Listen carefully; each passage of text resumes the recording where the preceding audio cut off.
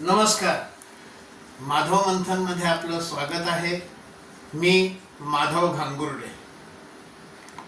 8 फेब्रुवारीला दिल्ली विधानसभेच्या निवडणुकांचा निकाल लागला आणि भारतीय जनता पक्ष तिथे सत्तेवर आल्याचं आपल्याला दिसलं. 4 जून 2024 या दिवशी लोकसभेच्या निवडणुकांचा निकाल लागला होता. लोक उत्सुकतेने तो निकाल टीव्हीवर पाहत होते. एनडीए 400 पार करणार या आशेवर होते.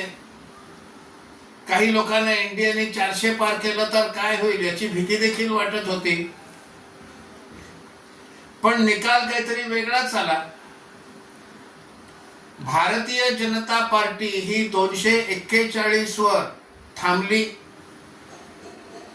आणि बाकी सगळे मिळून एनडीएचं जेमतेम बहुमत हे प्राप्त झालं. एनडीएचं सरकार आलं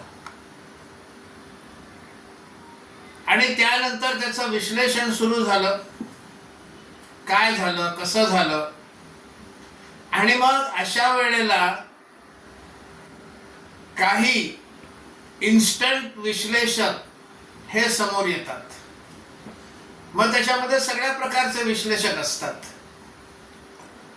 मग मोदी विरोधी होते, मोदी समर्थक होते, भाजपचे समर्थक होते. विरोधक काय म्हणतात याचा विचार थोडा बाजूला ठेवते म्हणणारच. पण स्वतःला भारतीय जनता पक्षाचे समर्थक म्हणवणारे अनेक इन्स्टंट विश्लेषक, इन्स्टंट हिंदुत्ववादी हे समोर आले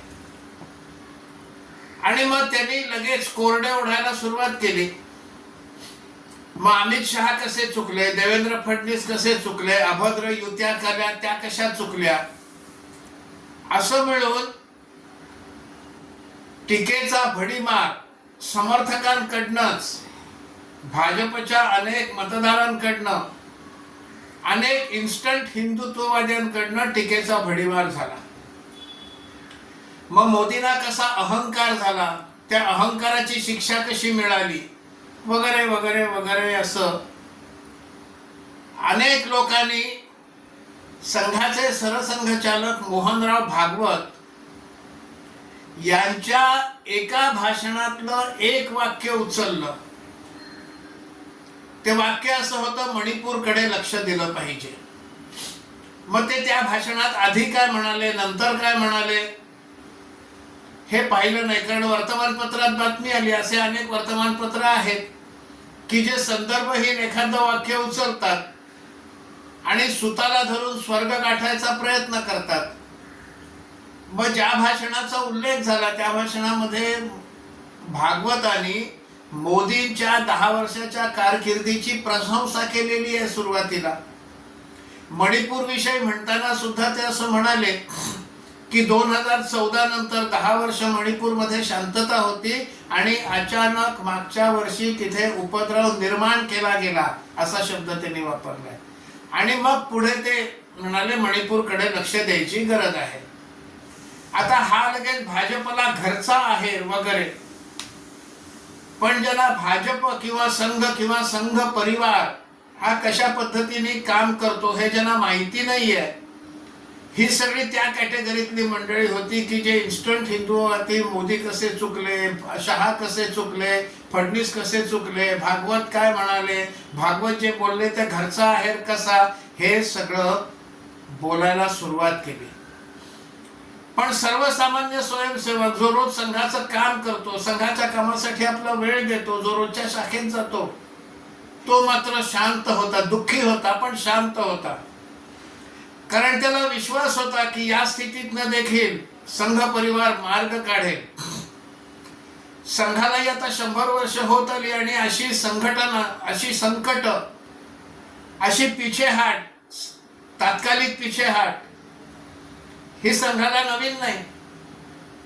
48 साली महात्मा गांधींच्या खुनाचं निमित्त करून संघ संपवण्याचा प्रयत्न केला. त्या अग्निदिव्यातनं देखील संघ बाहेर आला. आणीबाणीमध्ये संघाच्या स्वयंसेवकांना तुरुंगवास घडला. सत्याग्रह केलेले आणि मिसाच्या अंतर्गत पकडलेले जवळजवळ 2 लाख बंदी हे त्या काळामध्ये इंदिरा गांधींनी बनवले होते. त्यातले जवळजवळ 98-99% हे संघ परिवारातले लोक होते. संघावर देखील बंदी घातली. संघाच्या सगळ्या प्रमुख कार्यकर्त्यांना आणि ठिकठिकाणच्या कार्यकर्त्यांना देखील अटक केली गेली. त्यातून देखील संघ बाहेर पडला. 84 सालच्या निवडणुकीमध्ये भाजपचा दारुण पराभव झाला. लोकांना वाटलं आता इकडनं भाजप संपली, पण त्याच्याच नंतरच्या निवडणुकीमध्ये भाजप 90 सीट घेऊन एक मोठी पार्टी म्हणून संसदेत आली. आणि तिथून मग 2014 साली भाजप सत्तेवर आली, 19 साली पुन्हा सत्तेवर आली. त्यामुळे अशा प्रकारची पीछे हाट आणि स्वयंसेवक जरी दुःखी असला तरी यातनं आपण मार्ग काढू शकू हा निर्धार स्वयंसेवकाच्या मनात होता. संघाने देखील याची गांभीर्यानं दखल घेतली, कारण हा जो एकूण निवडणुकीत बसलेला फटका हा एकट्या भाजप या पक्षाला बसलेला फटका नाही. एक देशहितकारी देशभक्तांची शक्ती आणि त्याच्या विरुद्ध डीप स्टेट असं हे युद्ध होतं.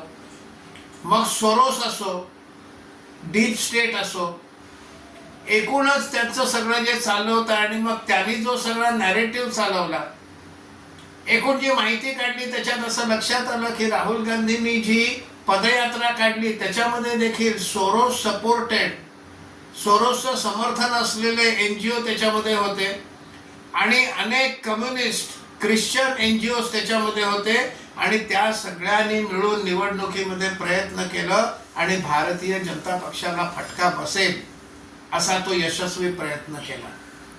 संघाने हे सगळं लक्षात घेतलं की ही लढाई ही फक्त एक पक्ष विरुद्ध दुसरा पक्ष अशी नाहीये, तर देश हितकारक शक्ती आणि देश विघातक शक्ती अशांमधला हा लढा आहे.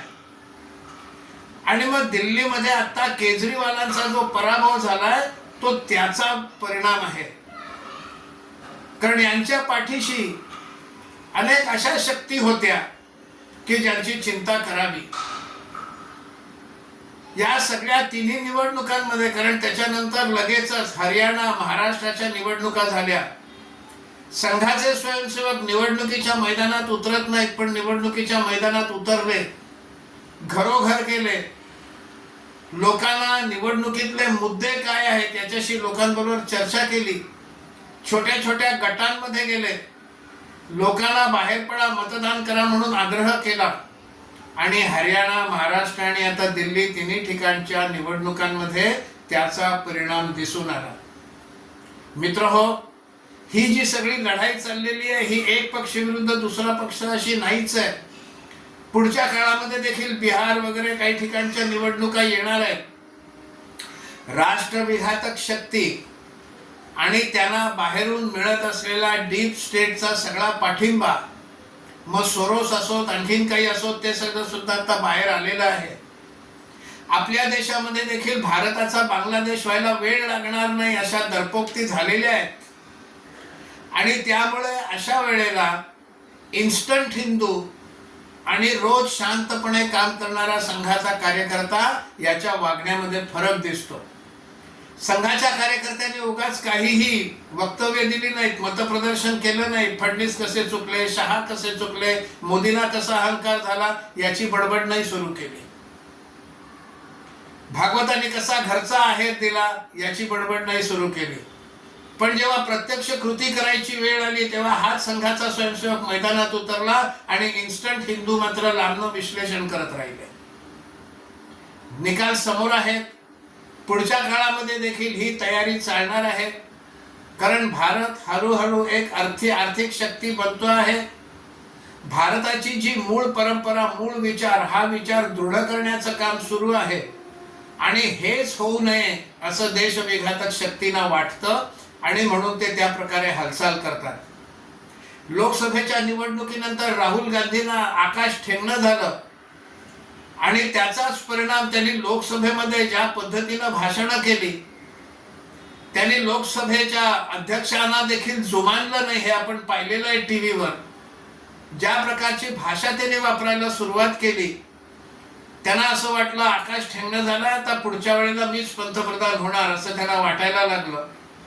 त्यांना हवा देणारे लोक काँग्रेसमध्ये कमी नाहीत, कारण स्पष्ट त्यांना तोंडावर सांगण्याची कोणाची हिंमत नाही. आणि त्यामुळे राहुल गांधींना असं वाटतं की आपण फार मोठे नेते आहोत आणि मोदी आपल्याला घाबरतात. एकूण काय स्थिती आहे ही आता दिल्लीच्या निवडणुकीत समजलेलं आहे. राहुल गांधींचं एक इमेज बिल्डिंग केलेलं आहे. मग त्यांनी वेश कुठला घालायचा, त्यांनी बोलायचं कसं, असं त्यांना शिकवलं जात आहे की काय असं वाटतं. आणि अचानक एखादा त्यांना न शिकवलेला प्रश्न आला की ते गडबडतात, हे देखील आपण पाहिलेलं आहे. त्यामुळे मित्र हो, पुढच्या काळातल्या या सगळ्या ज्या हालचाली आहेत राजकारणातल्या, या फक्त हा पक्ष विरुद्ध तो पक्ष असं नसून राष्ट्रहितकारक शक्ती आणि राष्ट्रविघातक शक्ती यांच्यातला हा संघर्ष आहे. त्यामुळे विचार न करता वक्तव्य करणं हे आपण सोडून दिलं पाहिजे. शांतपणे विचार करून पुढचं पाऊल काय असणार आहे, आणि जो शांतपणे संघाचा स्वयंसेवक जो रोज शाखेत जातो, त्यांनी कृती करायची वेळ आली, काय करायचं हे जेव्हा ठरलं, तेव्हा तो त्या योजनेप्रमाणे मैदानात उतरला आणि महाराष्ट्र, हरियाणा आणि दिल्लीच्या निवडणुकांमधनं त्याचा निकाल समोर आलेला आहे. हा विचार जर आपल्याला पटला असेल तर अधिक लोकांना सांगा, लाईक करा, शेअर करा. या विषयावर आपलं काय मत आहे ते कमेंट बॉक्समध्ये कृपा करून हा आपला अभिप्राय नोंदवा. आणि कृपया चॅनेलचे सदस्य व्हा, चॅनेल सबस्क्राईब करा ही आपल्याला विनंती. नमस्कार.